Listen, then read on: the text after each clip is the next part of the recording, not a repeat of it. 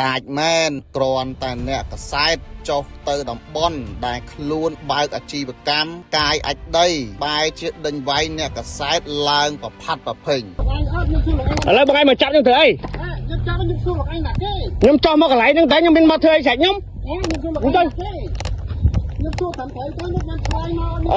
ក10ប្រិមិត្តនេះគឺជាសកម្មភាពម្ចាស់អាជីវកម្មជីកនិងកកាយដីមួយកន្លែងនៅស្រុកពញាលឺខេត្តកណ្ដាលដែលបានធ្វើសកម្មភាពដេញវាយអ្នកសារព័ត៌មាននេះបើយោងតាមសេចក្តីរាយការណ៍ដែលសារព័ត៌មានយើងទទួលបាននៅថ្ងៃទី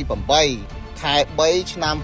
2025នេះបានឲ្យដឹងថាម្ចាស់អាជីវកម្មឡានដឹកដីនៅស្រុកពញាលឺខេត្តកណ្ដាលបានធ្វើសកម្មភាពដេញវាយអ្នកសារព័ត៌មានដោយគ្រាន់តែអ្នកសារព័ត៌មានចុះទៅតំបន់ដែលជាទីកន្លែងធ្វើអាជីវកម្មជីក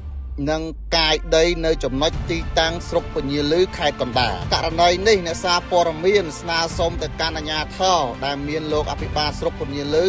លោកអធិការនគរបាលនៃអធិការដ្ឋាននគរបាលស្រុកពញាលឺសូមជួយពិនិត្យមើលករណីខាងលើនេះផងឥឡូវបងឯងមកចាប់ខ្ញុំធ្វើអីខ្ញុំចោះមកកន្លែងហ្នឹងតែខ្ញុំមានមកធ្វើអីស្រេចខ្ញុំ17 12ជួយរាយការណ៍បងលឿនតិចអូន